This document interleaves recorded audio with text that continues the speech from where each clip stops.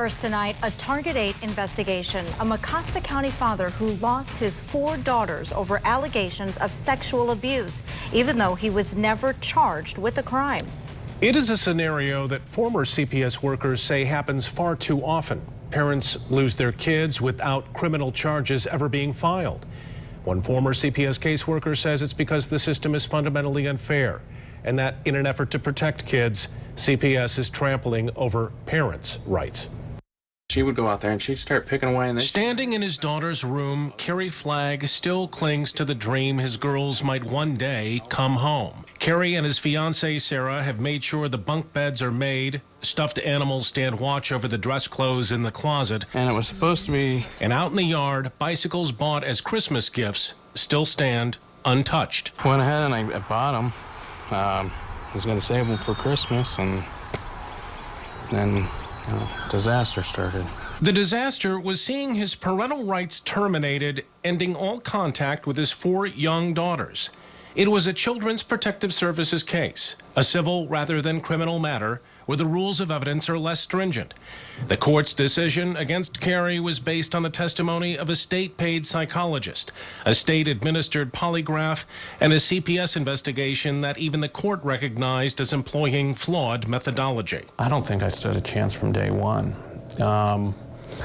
I think they seen a single father, 4 girls, and I always kept hearing the word statistically. And I think it just started snowballing. Kerry and his ex-wife were going through a bitter divorce and a custody fight. CPS was involved from the get-go. Then in November of 2013, the girl's mother took their then 5-year-old daughter to the hospital with an injury to her privates. Kerry says that even though the girl repeatedly said she didn't know how she was hurt, a doctor couldn't rule out abuse. She couldn't rule out, of course, sexual abuse, but she couldn't say that it was definitively sexual abuse. A CPS investigation was open. Investigators immediately zeroed in on Kerry. Flagg insists he never touched his daughter. Both a CPS investigator and a Mecosta County Sheriff's deputy interviewed the girl. Yet transcripts of the interviews provided to Target 8 show the caseworker appeared to depart from protocol, returning to questions again and again that the girl had already definitively answered. In the forensic protocol, you're not supposed to do that. The child was steadfast that it never happened, and it's throughout the whole transcript of the audio. She takes all that information and says that she thinks that, something's going on here. Late in December of 2013, a CPS contractor gave Flagg a polygraph. He failed. Around the same time, a Mecosta County Sheriff's detective also interviewed Flagg, a separate investigation that never led to any criminal charges. Without adequate resources, Kerry was assigned a court-appointed attorney who never asked for any independent assessments. The family court structure is, in my experience, is stacked against the parents from the get-go. Target 8 asked Ben Hall, a former CPS caseworker turned police officer, to look into Kerry Flagg's case.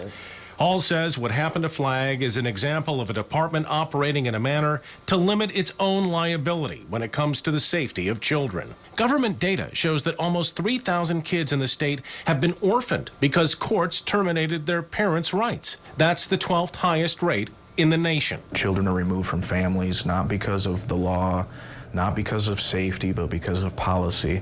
And I had, significant issues with that. There are cases that we could have done better things. CPS manager Colin Park said that he cannot discuss specific cases. Park says investigators go where the evidence takes them and contends that the state has shown success in helping kids reunite with their families. The people who do this work are in it for child safety.